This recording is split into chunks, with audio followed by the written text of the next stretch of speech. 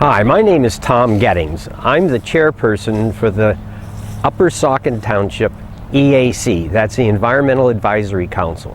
And we're here today visiting with Judy on a very special piece of property in Upper Saucon Township, tucked away along the creek. And we're going to talk to her about some of the things that she has done on her property to make it not only more valuable and more enjoyable for her, but better for the nature and for the entire environmental health of Upper Saucon Township.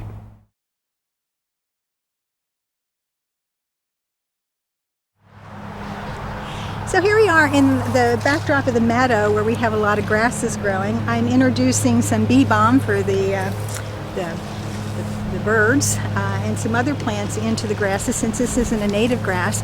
But this gives some winter interest to the meadow. Now we won't cut these back till spring. It'll be early, sometime in March. I'll start to hear the blackbirds singing, and as soon as I hear the blackbirds are arriving back and migrating, I'll know it's time to get out here and start cutting things. These areas are a really important habitat for insects that are overwintering.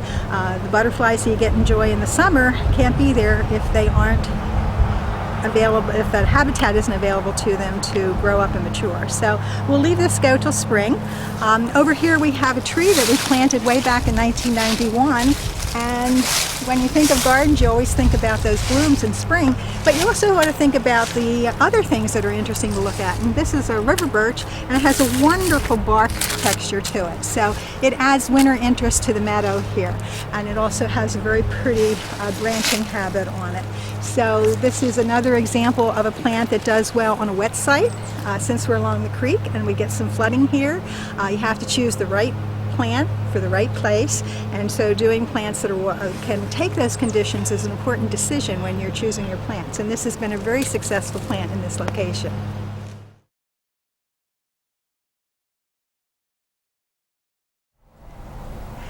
Okay, we're sitting outside, sitting outside my porch here, where I have a pollinator garden.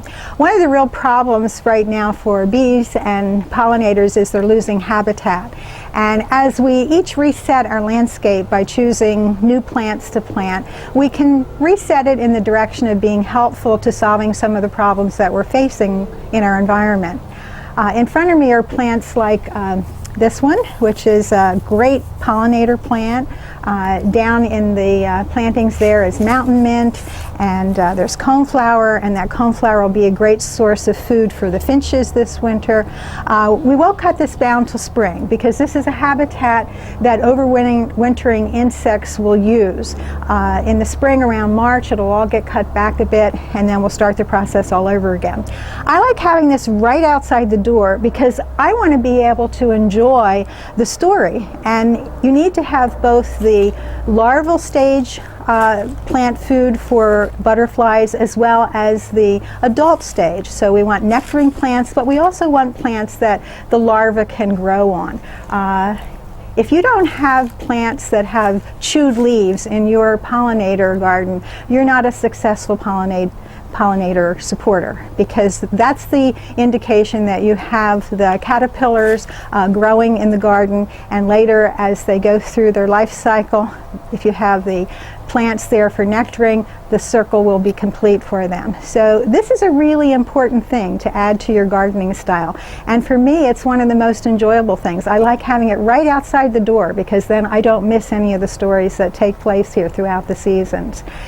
If you have an interest in pollinator gardens, the Penn State Extension program does include a certification program for pollinating gardens. If you'd like to get a certification for your garden, you can contact the Lehigh County Extension office, and I'm sure they'd be happy to send you some information on the certification program.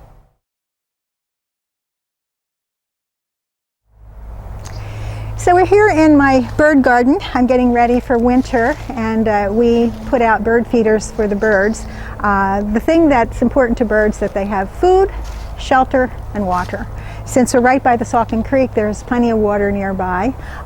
We make sure to put our bird feeders into the shrub layer of the woodlot here, because we have a hawk that visits rather regularly, and he'll make this his fast food site if we don't give some protection to the bird feeders.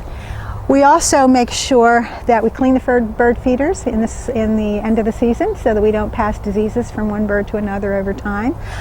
We put corn into the trees because we have lots of squirrels that share our site with us, and they do some feeding.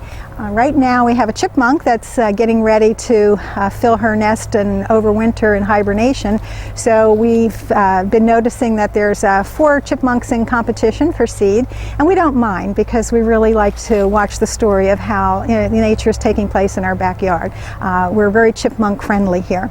So over here we have a tree, if you look to the other direction, that's been left standing. It was a tree that was dying, and that's another source of insect larvae for the birds. The birds really do not necessarily need supplemental feeding. It's just something that we enjoy. It enriches our life to be able to look out our window during the winter and see all this activity, and also pay attention to all the different species that are visiting us. Since we do have a lot of dead wood on the property, we have lots of woodpeckers, and they're certainly colorful and wonderful to watch. So this is something anybody can do in their backyard. Creating a habitat for birds is a very enjoyable use of your time and plant material. Just remember to create all 3 layers. They need high places to sing in the spring when they're nesting and trying to get their mates to notice them. They need shrub layers so that they have cover and have nesting sites, and they need a herbaceous layer so they can find seeds and insects and fill out the whole circle of life. Hope that you are taking this into your mindset as you plan your garden, and I'd love to hear stories about your birds.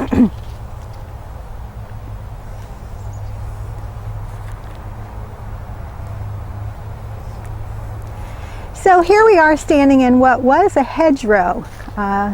Over the last 25 years, there's been a lot of change in land use in Upper Saucon Township. And one of the things that is occurring is farmland is transitioning to new residential development.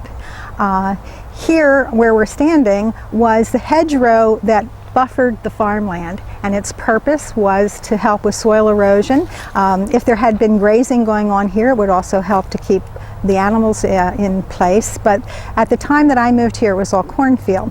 So over the last 25 years the cornfields have disappeared and we now have residential development. So we have the opportunity to reset the environment and make a contribution again to the overall health of the landscape, but also to Upper Saucon Township. Choosing plants that are appropriate to the site is a very important thing to do. So this particular woodlot has a lot of walnut trees. We are interplanting here and there some evergreen trees. Everyone wants privacy, but it's nice to also engage your neighborhood community through having landscapes that are friendly. So this is being restored and rehabilitated, and we're paying attention to the plants that we put in so that both our neighbors and ourselves can enjoy them, but that it's also important wildlife habitat for the birds and the insects and the mammals that live here. We have a young groundhog that's been with us 20 years, and if we kind of pivot over in this direction, you can see a little stake that I keep in place so I don't trip my ankle in his hole. I call him Paxitani Phil, and he's been servicing the property for 20 years. Now, I like to landscape and work with nature. I'm not an ornamental gardener. I'm a habitat gardener. I like to do things that will enhance both the landscape and also my enjoyment while I'm living here. So as the properties beside me develop over time, they will add to the edge. Edges are very important parts of landscapes for critters, and their choices in plants will help to enrich the township. And I think that the programs that the Environmental Action Committee is going to be offering will be a nice way for newcomers to enlarge upon their knowledge of what was the original landscape here in Saucon Valley.